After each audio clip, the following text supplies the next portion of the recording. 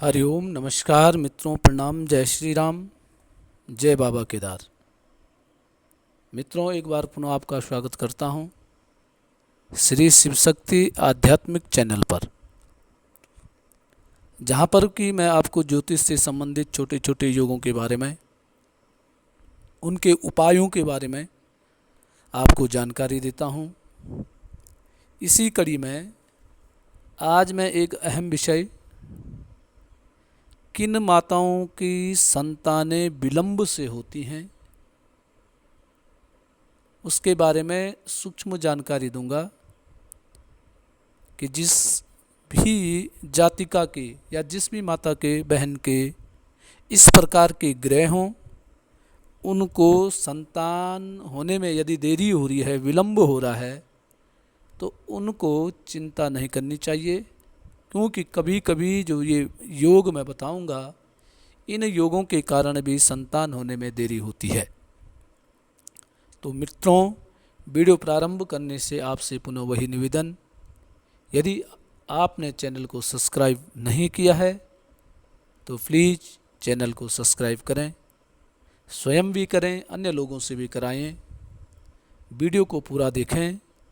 यदि आपकी समझ में आती है, अच्छी लगती है, अनुकूल लगती है तो शेयर अवश्य करें, स्वयं भी करें, अन्य लोगों से भी करवाएं, लाइक और कमेंट भी अवश्य करें। मित्रों, जैसे कि आप देख रहे हैं कुंडली जो मैंने स्क्रीन पे डाली है, उसमें लग्न, पंचम और नवम, 1, 5, 9 तीन भावों को दर्शाया है। तो संतान प्राप्ति के लिए इन तीन भावों को मुख्यतः ये तीन भाव पढ़े जाते हैं। इसके अलावा भी अन्य भाव भी हैं, दशम भाव भी है और अन्य ग्रह भी हैं, परंतु जो मुख्यतः मुख्य हैं या जिनके बारे में आज बताऊंगा, तो ये तीन भाव मुख्य हैं। सबसे पहले लग्नेश, लग्न का स्वामी, पंचमेश, पंचम भाव का स्वामी और नवमेश, नवम भाव के स्वामी। यदि इन तीनों भावों के स्वामी शुभ ग्रह हों, ठीक है, लग्नेश, पंचमेश और नवमेश तीनों ग्रह शुभ ग्रह हों, परंतु ये शुभ ग्रह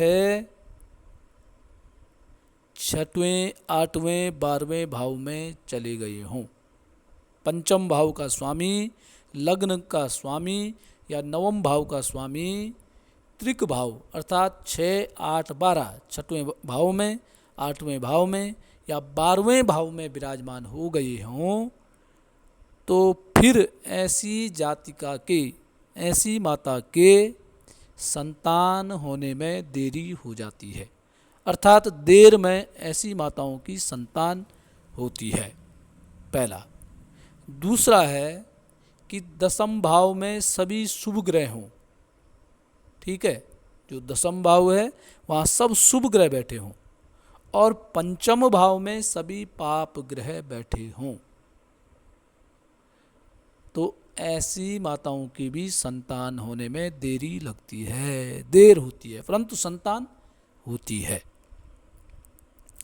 तीसरा है पाप ग्रह या बृहस्पति, कोई पाप ग्रह हैं, जैसे शनि है, राहु है, केतु है, मंगल है, सूर्य है, ये पाप ग्रह, या इनके साथ साथ में बृहस्पति भी यदि चौथे भाव, पंचम भाव में विराजमान हो गए हों और अष्टम भाव में चंद्रमा बैठ रखा हो, ठीक है, पाप ग्रह और बृहस्पति चौथे, 5वें भाव में हैं और 8वें भाव में चंद्रमा यदि विराजमान हो गया है, तो ये योग भी संतान प्राप्ति में देरी करवाता है, अर्थात ऐसे योग वालों को भी देरी में संतान होती है।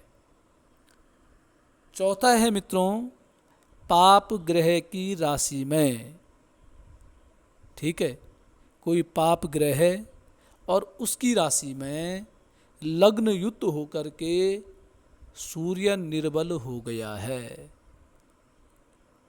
पाप ग्रह की राशि लग्न में है और वहाँ सूर्य विराजमान हो गया है और सूर्य फिर निर्बल भी यदि हो गया है